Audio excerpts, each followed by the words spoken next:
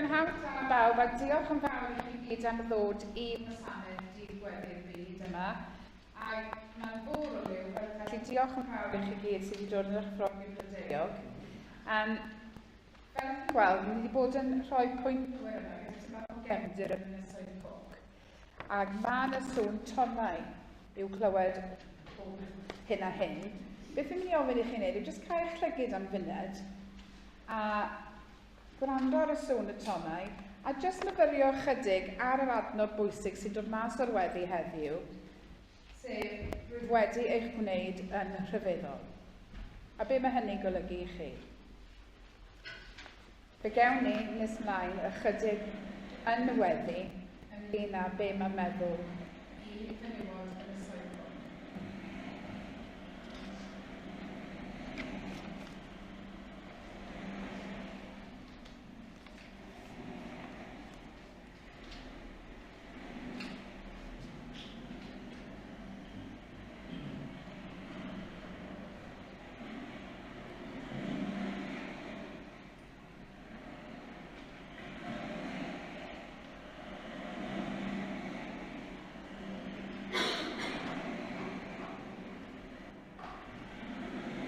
Diolch yn fawr iawn.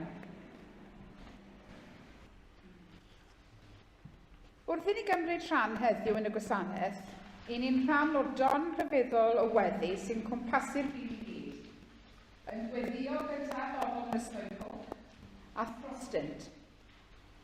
Mae'r bobl yn yr ynysoedd hynny wedi dathlu 200 mlynedd o Gristnogaeth mewn 15 o ynysoedd sydd yn ymestyn am 800,000 milltir sgwâr yn y môr tawel. Ac erbyn hyn, mae nifer o enwadau Cristnogol yna, ond y mwyaf yw Eglwys Cristnogol Ynysoedd Coch. Ac fe gychwynnwyd te ra Pwengamata a te Faenetini o Teanu Io, sef Dydd Gweddi Merched y Byd, gan y diweddar Mrs Akiti Ama, a chynhaliwyd y gwasanaeth cyntaf ar ynys Rarotonga yn 1971. Wrth gwrs, sydd wedi cael yn ysbrydoli wrth baratoi am heddiw, oherwydd mae'r weddi yn un bositif iawn, ac mae'n sôn am hymdrechion y merched yn yr ynysoedd yn ystod Covid-19, a mae'n siŵr bod chi gyd yn cofio pa mor anodd yr amser hynny. Maen nhw'n sôn am eu diwylliant yn cael ei dibrisio, yn sôn am y gwelliannau mewn gofal obstetredd. Ac i ni hefyd yn diolch iddyn nhw heddiw am eu gonestrwydd a'i tystiolaeth o nerth Duw yn ei bywydau. Meddent, mae Duw yn ei hadnabod yn bersonol, ac rydyn ni'n arbennig i Dduw am ein bod ni yn unigryw. Pan byddwn yn agor drysau ein calonnau i'r gwirionedd hwn, mae pob peth yn ein bywyd yn newid. Rydym yn gynnes y tu mewn ac yn dechrau trin pobl eraill fel plant annwyl i Dduw. A drwy'r gwasanaeth hwn, gobeithio bydd pobl yn cael eu dyrchafu'n ysbrydol wrth iddyn nhw ddod i ymddiried yng nghariad mawr Duw.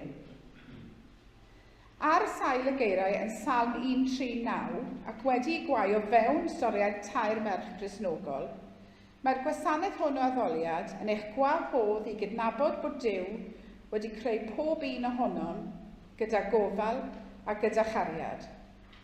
Rydym yn unigryw ac yn arbennig, a dylem gofleidio pob agwedd arno mewn hunain a'r bobl o'n cwmpas. Duw sydd wedi ei creu. Duw sydd yn ein hadnabod. Mae Duw gyda ni. Dyna i chi neges rhyfeddol i rhannu.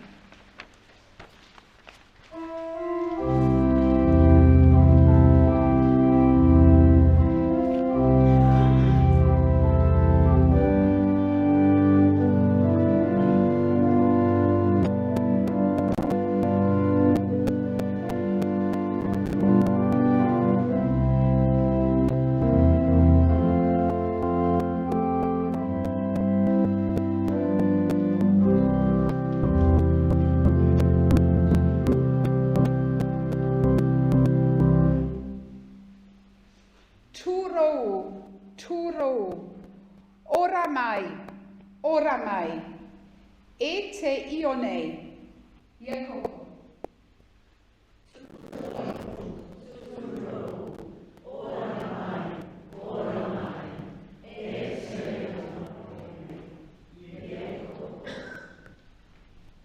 Croeso, croeso. Dewch bawb, y byd i gyd. Ie coco. Croeso, croeso. Dewch bawb, y byd i gyd. Ie coco. Cia o Rana. Fel sy'n gynt, grŵp o fenywod Cristnogol Ecwmenaidd yn ynysoedd Cook yn y Môr Tawel sy'n gyfrifol am lunio'r gwasanaeth yma. Ymadrodd yn yr iaith Mawri mae'r bobl yn defnyddio i gyfarchu gilydd yw Cia o Rana, ac mae Cia o Rana yn golygu mwy na dim ond helo. Mae'n golygu boed i chi fyw'n hir a byw'n dda, boed i chi dywynu fel yr haul, boed i chi ddawnsio gyda'r tonnau. Mae ein chwiorydd yn yr ynysoedd wedi gwahodd y byd i gyd i gyfarchu gilydd heddiw gyda'r ymadrodd Mawri hwn. Cia o Rana. Cia o Rana. Boed i chi fyw'n hir. Boed i chi fyw'n hir. Boed i chi fyw'n dda. Boed i chi fyw'n dda. Boed i chi dywynu fel yr haul. Boed i chi dywynu fel yr haul. A boed i chi ddawnsio gyda'r tonnau. Boed i chi ddawnsio gyda'r tonnau. Cia o Rana. Cia o Rana. Diolch i Dduw am y bendithio y mae wedi ei tywallt ar y ynysoedd. A molw nef, wrth i sefyll ac anu nefyn cyntaf. Yr Iesu a deyrnasan grwn o godi'r cael i bachgen hwn, ei deyrnas a o fôr i fôr, tra bydd y llewyr chael ar. O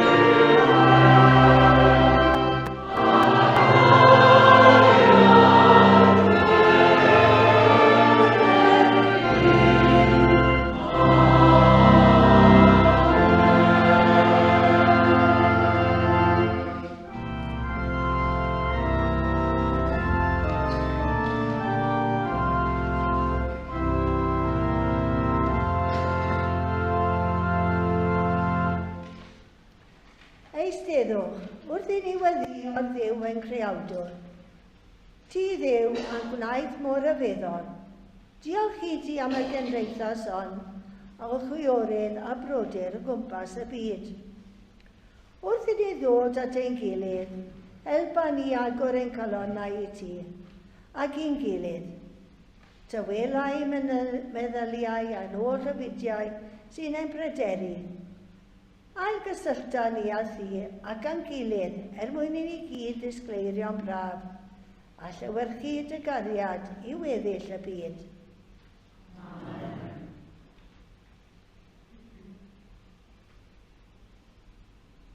Ymdawelwch am eiliad, a sylwi ar eich anadl eich hun. Sylwch sut mae chaned yn llifo i mewn ac allan, fel tonnau'r môr.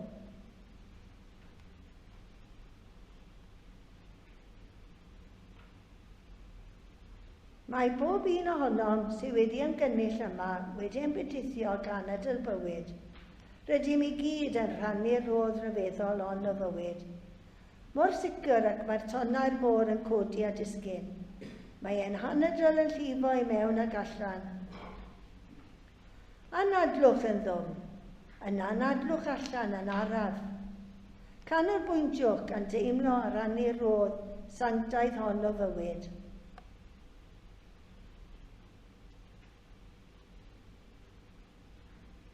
Cia o'r anna. Ymdawelwn am eiliad eto i ymgysylltu. Dychbygwch y gwaed yn llifo drwy'ch gweithiennau a chridweliau, yn llifo fel afonydd.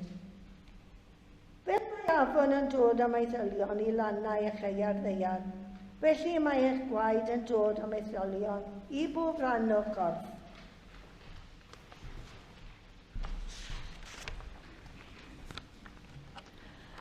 Onid yw'n rhyfeddol fod Duw wedi creu ein cyrff i weithio fel hyn, i ddod ag iechyd y bywyd i bob rhan o'r corff, i'n cadw'n gryf, yn fyw ac yn egniol bob un diwrnod.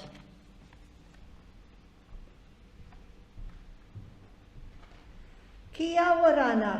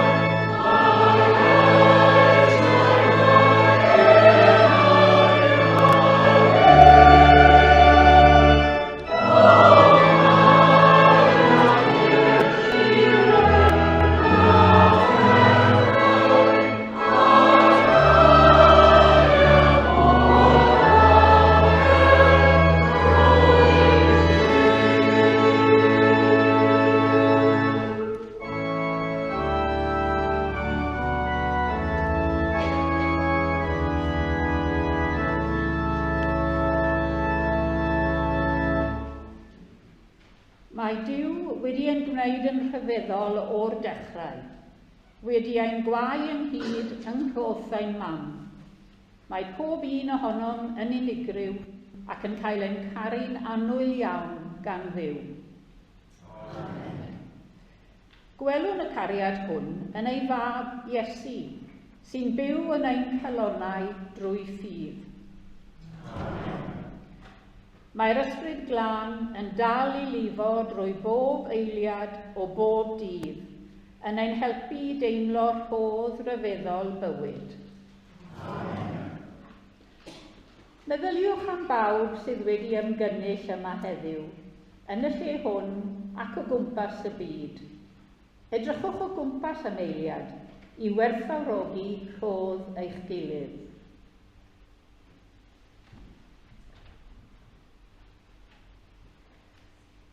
Cyn i ni wrando ar Dduw drwy ei air a lleisiau tair gwraig o ynysoedd Cwc, canwn y gân sydd wedi ei chyfansoddi'n arbennig ar gyfer y gwasanaeth.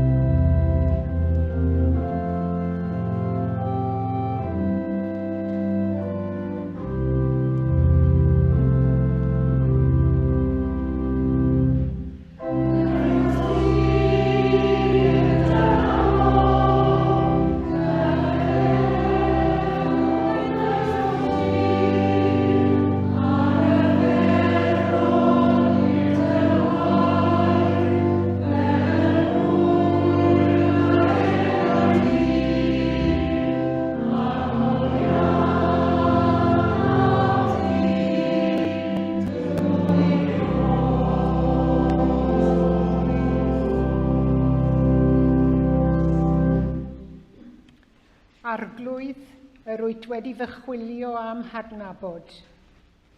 Gwyddos ti pa bryd y byddaf yn eistedd ac yn codi. Yr wyt wedi deall fy meddwl o bell. Yr wyt wedi mesur fy ngherdded am gorffwys, ac yr wyt yn gyfarwydd am holl ffyrdd. Oherwydd nid oes air ar fy nhafod, heb i ti arglwydd ei wybod i gyd. Yr wyt wedi cau amdanaf fy nôl ac ymlaen, ac wedi gosod dy law drosof. Y mae'r wybodaeth hon yn rhy ryfedd i mi, y mae'n fel i mi ei chyrraedd.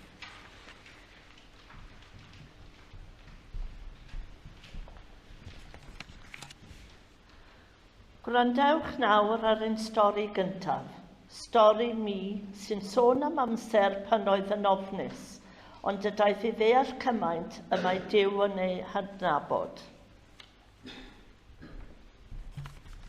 Cia Orana. Fy enw i yw mi, ac rwy'n 15 oed. Roedd Chwefror 2022 yn fis ofnus i fi. Dyma'r mis pan ddaeth fy nheulu gysylltiad cyntaf a rhywun ar Clofid 19. Pan glywais amdano gyntaf, roedd arswyd arnaf. Roedd fy nhad yn teimlo'n ddrwg a mae ef a ddaeth ar ei afriechyd mewn i'r cartref. Roeddwn i wedi cynhyrfu'n lan oherwydd roeddwn yn credu y byddem yn marw. Fe wyddwn am bobl oedd wedi marw o Covid. Roeddwn yn credu y byddwn i'n marw cyn cael gweld fy nai pan byddai'n cael ei eni. Dechreuais feddwl am beth nad oeddwn i ddim wedi ei profi o'r blaen. Dechreuais weddio.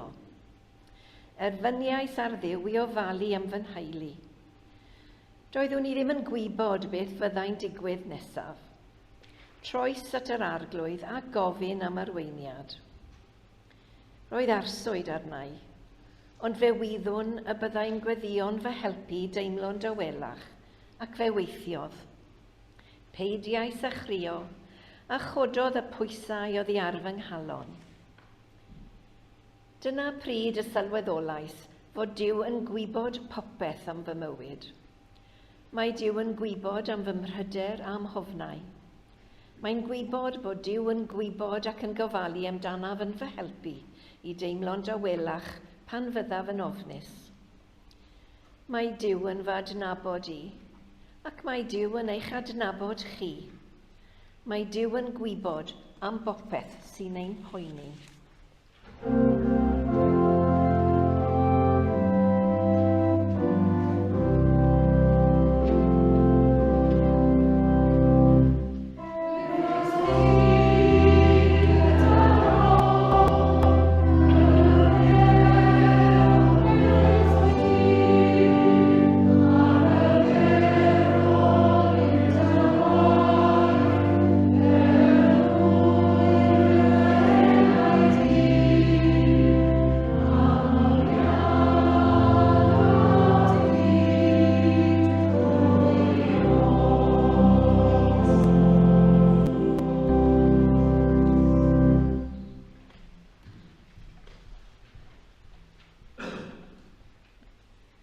Fi ble'r af oddi wrth dy ysbryd.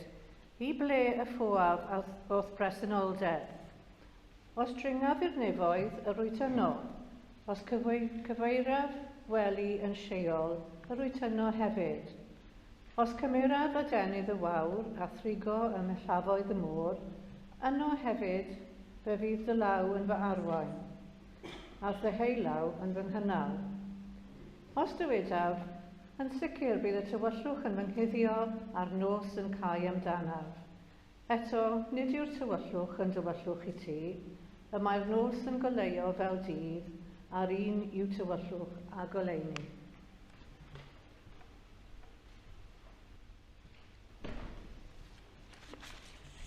Stori faenw, mae Duw gyda ni. Gwrandewch nawr ar ein hael stori faenw. Iddi deimlo nad oedd yn cael ei gwerthfawrogi yn ei blynyddoedd cynnar, fe wyddai fod Duw gyda hi. Ganed faenw ym 1958 ar ynys Aitutaki. Roedd ei rhieni a'i mamgu a'i thadcu yn credu'n gryf yng ngwerth diwylliant ar gyfer magwraeth dda. Aeth i ysgol gynradd ar Awra, ac am y 2 blynedd cyntaf yno, iaith y dysgu oedd Mawri yn ysoedd Cook. Yn ddiweddarach, roedd pwyslais ar siarad Saesneg yn yr ystafell ddosbarth ac yn y lle chwarae. Byddai'r athrawon yn dweud wrth y plant am beidio a siarad eu mamiaith. Yn anffodus, roedd nifer yn credu bryd hynny mai Saesneg oedd iaith y byd mawr, iaith masnach, ac felly iaith ragoriaeth.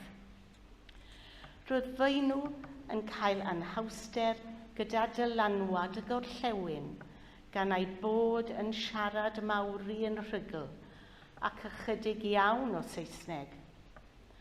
Parhaodd yr iaith Saesneg i gryfhau wrth i werth yr iaith Mawri leihau.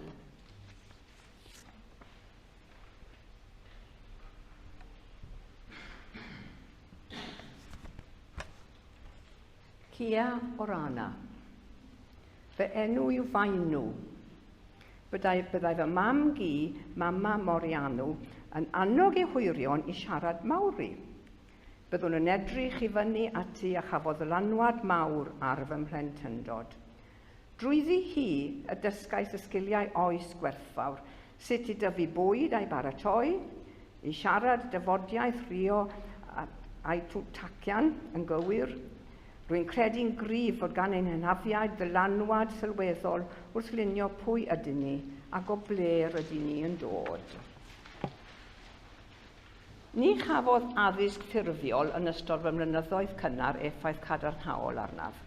Oherwydd roedd yr hyn oeddwn yn ei ddysgu gartref oddi wrth fy rhieni a fy nhaid am nain yn gwrth ddweud o'r hyn roedd yr athrawon yn ei ddysgu yn yr ystafell dosbarth orllewinol. Byddwn yn meddwl wrth i fy hunan, sut mae llyfrau a gwersi Saesneg yn fy helpu wrth blannu llysiau? Gwneud yr wmw neu y ffwrn yn y ddeiar, coginio bwyd, golchi dillad a bwyd oriau'r ar moch. Oherwydd y teimlad hwn o golled, dechreuais ymbellhau a pheidio cymryd rhan yng ngweithgareddau'r dosbarth. Rwy'n cofio unwaith yn yr ysgol fod rhywun wedi fy nghlywed i'n siarad ein mamiaeth. Cefais fy nghosbi gan yr athrawes drwy wneud i fi wisgo arwydd ar ddarn o garfwrdd oedd yn dweud I am a Maori speaker. Cefais fy rhoi ar fy mhen fy hun ar ddiwrnod poeth iawn i dynnu chwyn pigog sy'n cael ei galw'n pikikaa ar iad yr ysgol. Cefais fy syrhau o flaen fy nghyfoedion. Wnes i erioed anghofio'r diwrnod hwnnw, ac o ganlyniad i'r profiad hwnnw roeddwn yn benderfynol o siarad Saesneg heb siarad ffawr ddim ar fy mamiaeth. Dyna un enghraifft yn unig o'r ffordd y cafodd fy iaith a fy niwylliant ei sarhau. Mae Duw wedi rhoi ieithoedd unigryw ac arbennig i ni drwy'r byd i gyd, a dylem anrhydeddu a pharchu'r ieithoedd hynny. Rwy'n credu fod angen i'r iaith Mawri fod yn flaenaf yn ein amgylchedd dysgu ac addysgu. Gall athrawon a myfyrwyr annog siarad, dysgu ac ysgrifennu Mawri, a gall rhieni rhoi cyfle i'r iaith Mawri fyw drwy ei siarad yn y cartref. Yn ystod blynyddoedd cynnar fy mhlentyndod, fy mod wedi fy sarhau am dibrisio gan y gyfundrefn ysgolion, fe wyddwn fod Duw yn dal gyda mi. Hyd yn oed pan fyddwn wedi ein troi allan am trin heb barch, mae Duw yn dal gyda ni. Mae Duw yn dal gyda ni i gymderoedd tywyll y môr, dyna does ddim golau. Ac mae Duw yn helpu i'n harwain allan o'r tywyllwch hwnnw i mewn i olau rhyfeddol.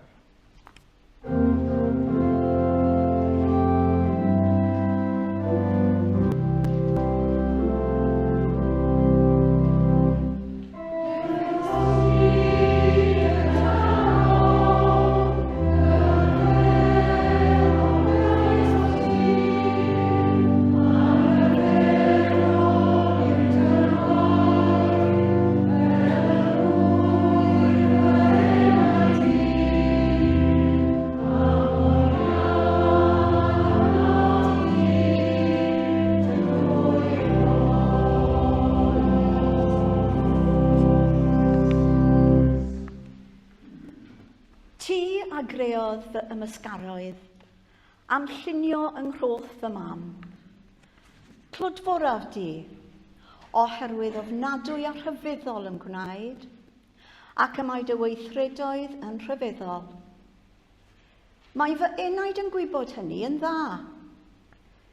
Ni chuddiwyd fy ngwneithriad oddi wrthyt pan oeddwn yn cael fy ngwneud yn y dirgel, ac yn cael fy llunio yn nyfnderoedd y ddeiar. Gwelodd dy lygaid fy nefnydd dilyn, y mae'r cyfan wedi ei ysgrifennu yn dy lyfr. Cafodd fy nyddiau ei ffurfio pan nad oedd yr un ohonynt. Mor ddwfn i mi yw dy feddyliau o Dduw, ac mor lluosog ei nifer. Os cyfrifaf hwy, y maent yn amlach na'r tywod, a ffig o'r ffenwn hynny, bydde ti'n parhau gyda mi.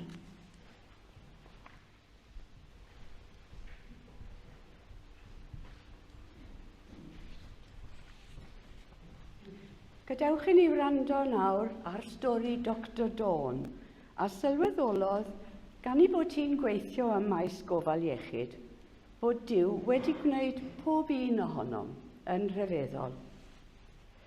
Ar ôl 7 mlynedd yn astudio yn Fiji, graddiodd yn feddyg yn 2003, a hi oedd y ferch gyntaf i fod yn feddyg yn adran pediatreg Ynysoedd Cook. Bod gwelliannau wedi gwneud dros y degawdau, mewn rhaglenni sgrinio am ganser a mwy o ganolbwyntio ar feddygaeth sy'n gwella. Mae angen gwneud mwy o waith mewn iechyd meddwl, beichogrwydd ymhlith merched ifanc, atal afiechydon heintus a gofal am yr henoed.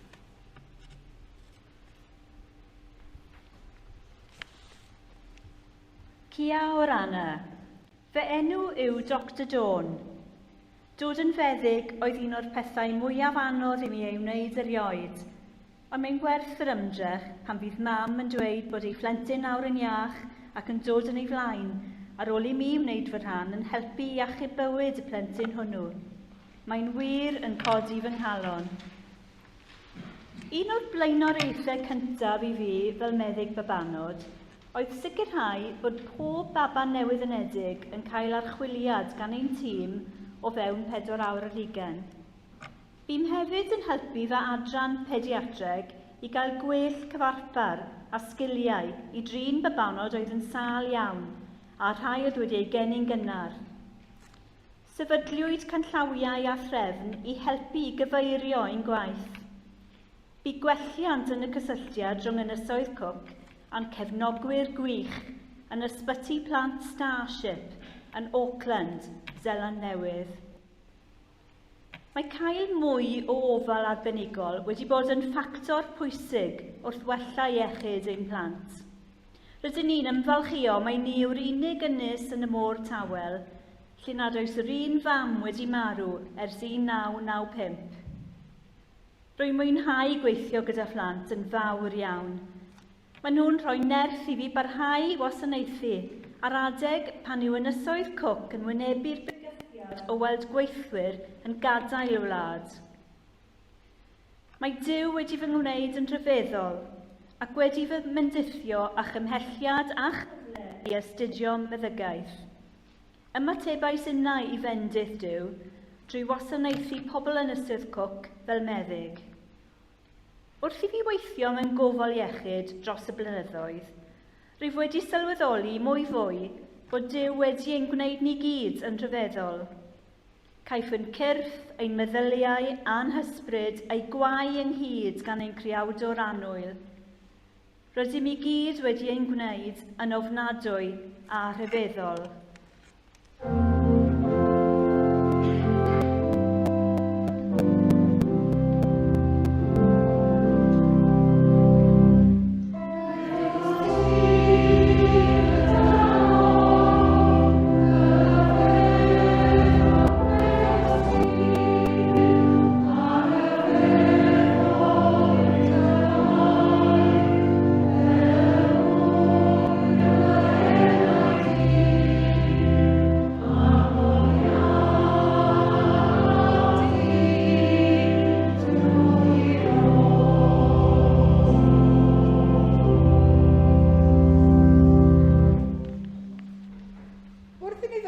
Amser gweddi, gadewch yn ei baratoi ein calonnau i ddod ger bron Duw. Wrth weddio, rydym yn dyfnhau ein perthynas â Duw ac yn cysylltu mwy â holl greadigaeth Duw. Ac wrth i ni agor ein calonnau yn hysbryd i Dduw, gadewch yn ei weddio. Dduw holl a lluog, rydym yn llawn parchedig ofn tuag atat. Rydym yn dy ogoneddu oherwydd pwy wyt ti, creuawdwr yr holl byd. Ti sydd wedi creu Ynysoedd Cook hardd, y tiroedd ffrwythlon, y mynyddoedd a'r moroedd. Ti sydd wedi creu harddwch ym mhob rhan o'r byd. Ti greodd adar ar y tir a morfilod yn y môr. Creuais ni fel bodau dynol, rydym wedi ein gwneud yn ofnadwy a rhyfeddol ar dyddelw. Mae'r holl greadigaeth yn dangos dyfawredd urddasol.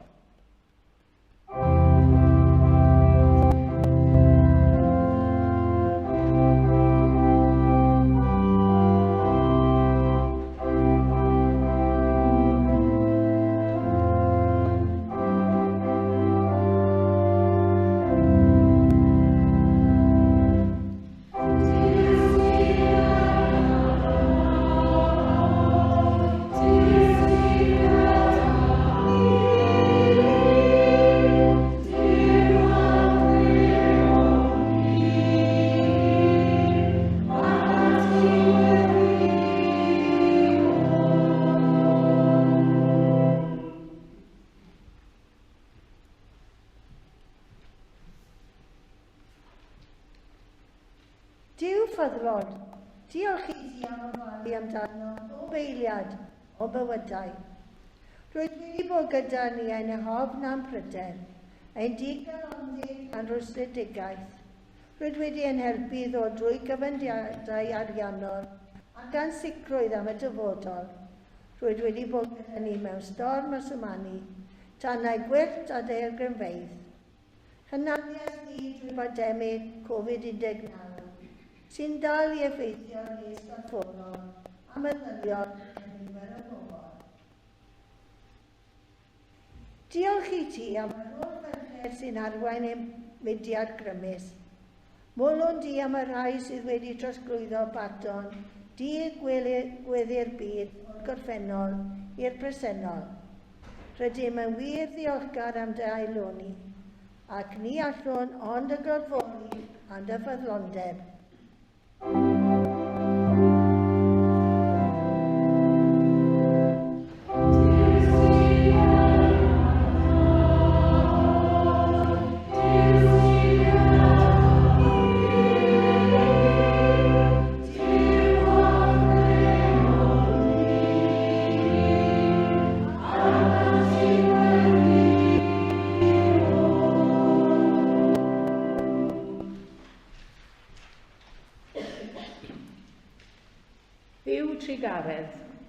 Deiwn gerdyfron yn ostyngedig i ofyn am gyfaddeuant am ein holl bechodau mewn gair, gweithred a meddwl. Rydym wedi dweud pethau cas wrth y bobl o'n cwmpas ac wedi methu eu trin fel rhai sydd wedi ei gwneud yn rhyfeddol gennym ti. Rydym wedi llygru'r moroedd a dinistrio'r amgylchedd. Wedi methu gofalu am dy greadigaeth hardd. Mae ein balchder a'n diffyg dewrder wedi gwneud niwed i ni ein hunain ac i eraill. Mae hyn i gyd wedi peri i ni beidio a manteisio ar dy fendithion a dy gariad.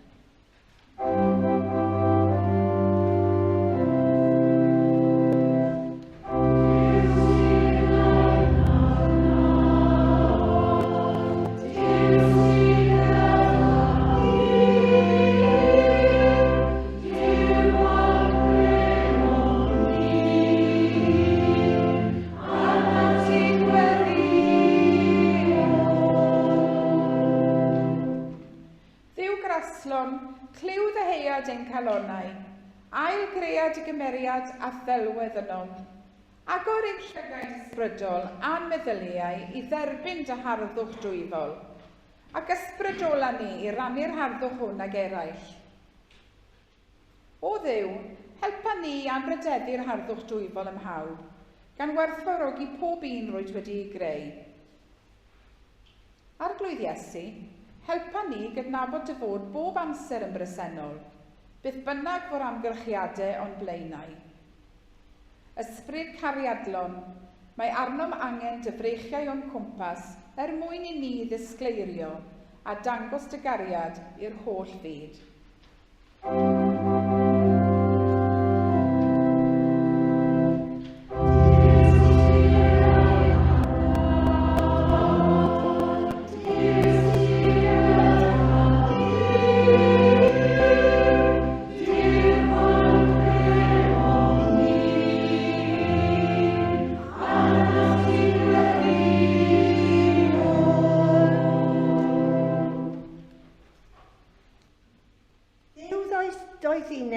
Gweddion dros arweinwyr ein byd.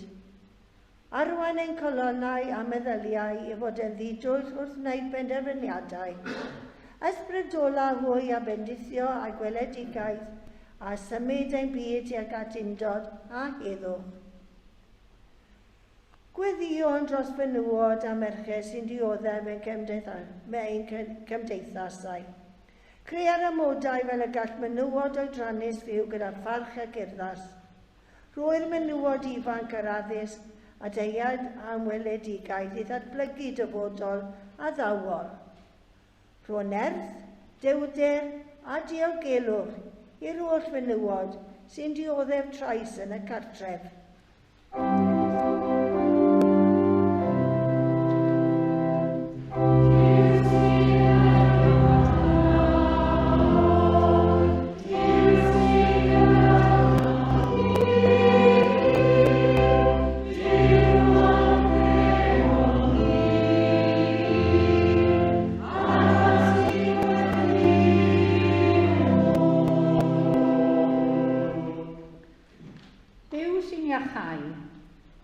hyder ein iechyd. Gwared ni rhag afiechydon corfforol. Rhyddha ni o salwch meddwl, a rho fal mae'r ein llwyfau emosiynol. Gwarchod ni rhag yr hunanoldeb a'r trachwan sy'n bygwth ein lles ysbrydol. Dduw, helpa ein mudiad dydd gweddi'r byd i uno ein cymunedau mewn gweddi. Helpa ni i wneud y gariad yn weladwy. Cryfha ni i barhau i garu a chefnogi pawb sydd mewn angen. Arwain ni drin eraill fel rhai sydd wedi ei gwneud yn rhyfeddol gen i ti, fel y bydd pawb yn teimlo i bod yn bwysig, yn cael gofal a'i trysori.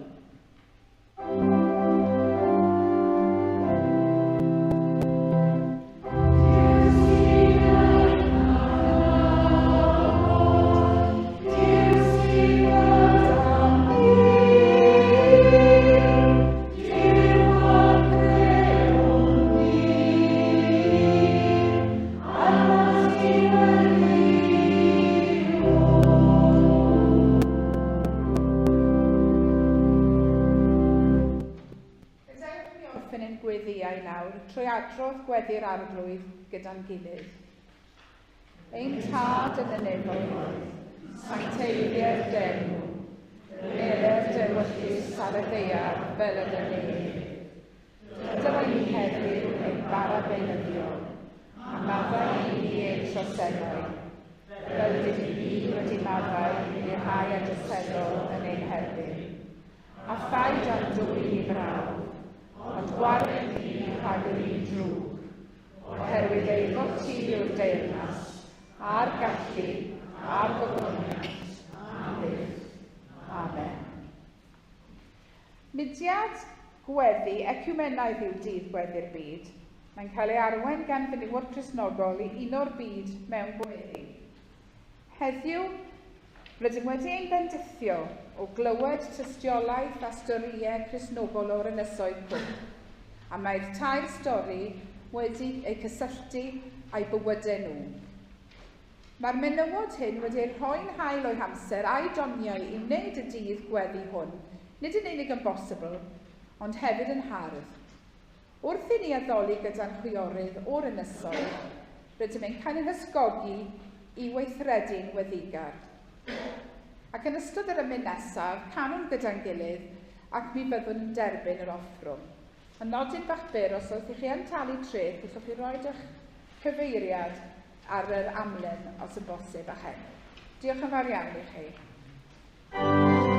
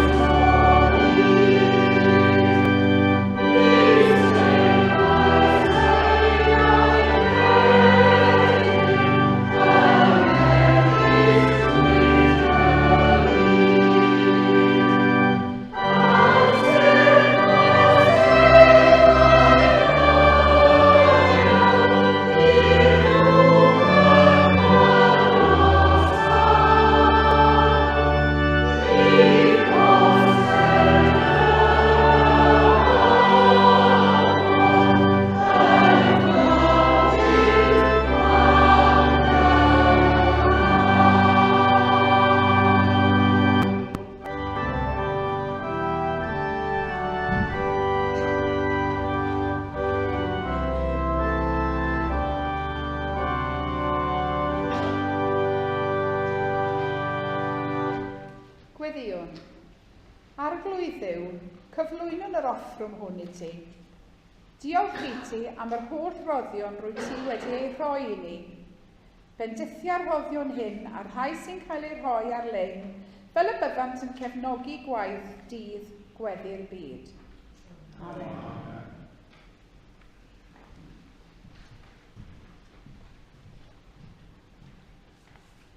Wrth ymateb i bopeth sydd wedi ei rannu heddiw, cymerwn funud i sefyll a chyfarch y bobl o'n cwmpas gyda'i geiriau.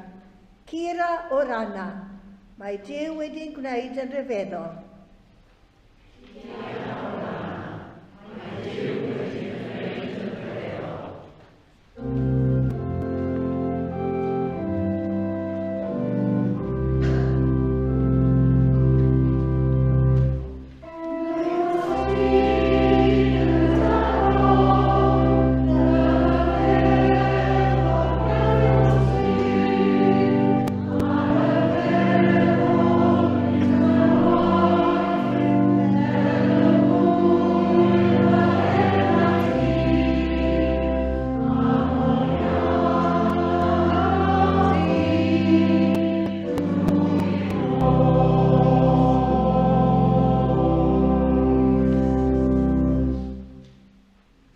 Felly beth nawr?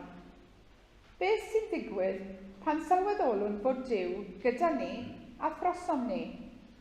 Beth sy'n newid pan gydnabyddwn ein bod wedi'n gwneud yn ofnadwy a rhyfeddol?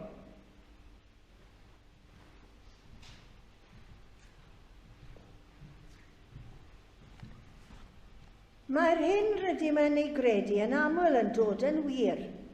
Pan fyddwn yn meddwl yn wahanol, rydym yn byw yn wahanol. Mae newid y ffordd rydym yn meddwl yn newid y ffordd rydym yn gweithredu.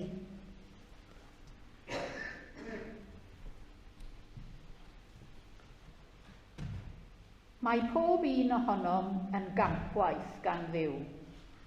Sut bydd sylweddoli hynny'n gwneud i ni fyw'n wahanol?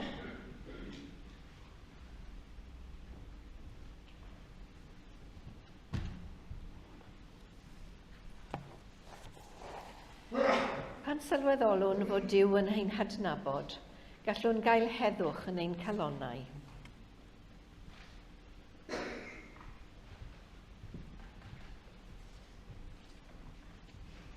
Pan fyddwn yn hyderus fod Duw gyda ni bob amser, gallwn gael ners hyd yn oed yng nghanol helbuddon.